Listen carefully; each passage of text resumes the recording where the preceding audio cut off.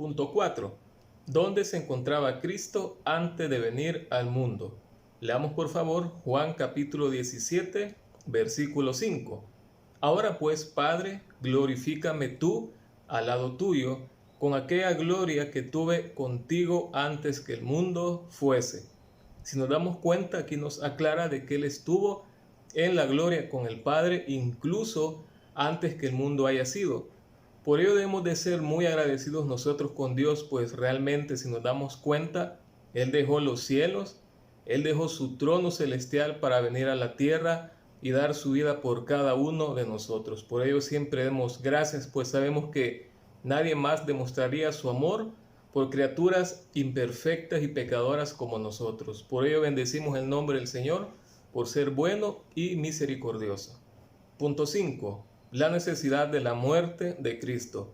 Es lamentable realmente para nosotros darnos cuenta que el Hijo de Dios, el justo Cristo, tuvo que morir por causa nuestra. Ahora veamos por qué ocurrió esto. Leamos por favor Romanos capítulo 3, versículo 10. Como está escrito, no hay justo ni aun uno. No hay quien entienda, no hay quien busque a Dios.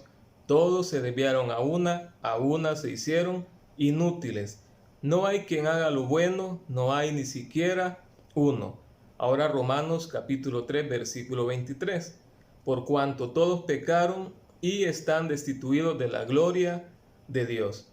Siempre sobre el punto 5 hay unas preguntas, veamos de qué tratan. La primera dice, ¿cuántas veces aparece todos, ninguno o equivalente? Si nos damos cuenta y leemos detenidamente, aparece 8 veces en total. Pregunta 2.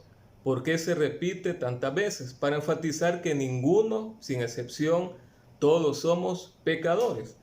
Pero aún para aclararlo y ser un poco más específico, veamos la otra pregunta. ¿Qué nos enseña esto acerca de la gente moral, culta y religiosa que podría decir, yo no estoy en ese listado? Realmente nos damos cuenta a la luz de la palabra que todos, absolutamente sin excepción, somos pecadores, por lo cual necesitamos que Cristo nos perdone, que Él nos limpie para que podamos ser aceptados delante de Dios. Continuando en el punto 5, hay otra pregunta.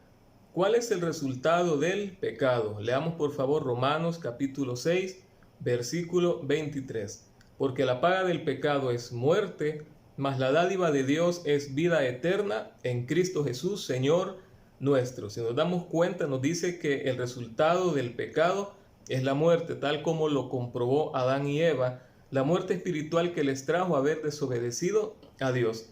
Pero también nos dice que la dádiva de Dios es vida eterna en Cristo Jesús. Esto significa que es el regalo inmerecido de Dios por el cual nosotros alcanzamos la vida eterna solamente a través del sacrificio de nuestro Señor Jesucristo. Punto 6. Resultados de la muerte de Cristo.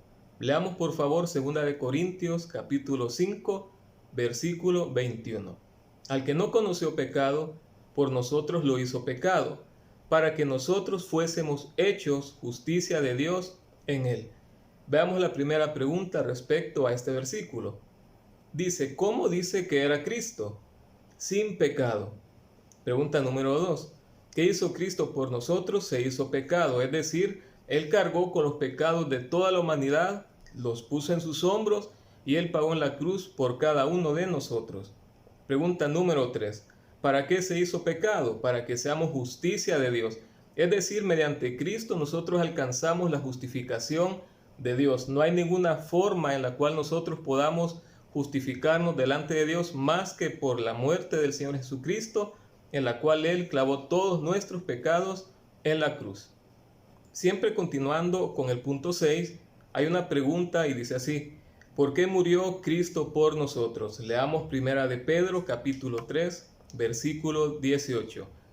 Porque también Cristo padeció una sola vez por los pecados, el justo por los injustos, para llevarnos a Dios, siendo a la verdad muerto en la carne, pero vivificado en espíritu.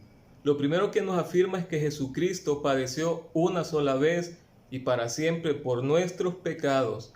Cuando el Señor Jesús vuelva a la tierra, Él vendrá sin relación al pecado, por lo cual nosotros debemos de estar seguros que no hay otra manera de que nuestros pecados sean perdonados. Hoy es nuestra oportunidad que estamos con vida de recibir el perdón del Señor Jesucristo mediante su sacrificio en la cruz. Y aquí también habla acerca de Cristo. Dice que el justo, siendo Él, pagó por nosotros los injustos, y nos dice por qué motivo: para llevarnos a Dios, siendo a la verdad muerto en la carne, pero vivificado en espíritu. Gracias a Dios, porque a pesar del sufrimiento que Él tuvo en la cruz, ha sido para nuestro bien, para que nosotros podamos ser llevados a la presencia de Dios. Ahora una pequeña aplicación del punto 6. Leamos por favor Juan capítulo 3, versículo 18. El que en Él cree no es condenado, pero el que no cree ya ha sido condenado porque no ha creído en el nombre del unigénito Hijo de Dios. Veamos las preguntas que están aquí listadas. La primera dice: ¿cuáles son los dos tipos de personas? El condenado y el no condenado. Pregunta número 2. ¿Por qué la gente puede ser condenada? Por no creer en Jesús. Y pregunta número 3. ¿Está usted condenado?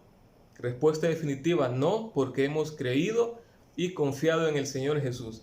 Quienes no creen en el Señor Jesús están diciendo indirectamente que ellos son justos. Están creyendo de que ellos son santos. Están pensando que ellos delante de Dios pueden justificarse. Están suponiendo de que Dios ha mentido cuando Él ha dicho de que toda la humanidad es pecadora y que todos merecen el justo juicio de Dios, por lo cual nosotros seamos siempre entendidos y valientes. Cuando alguien nos pregunta y usted cree en Jesús, digámosle con mucho amor, con mucha convicción, que nosotros creemos en Jesucristo y que Él es nuestro Señor y nuestro Salvador.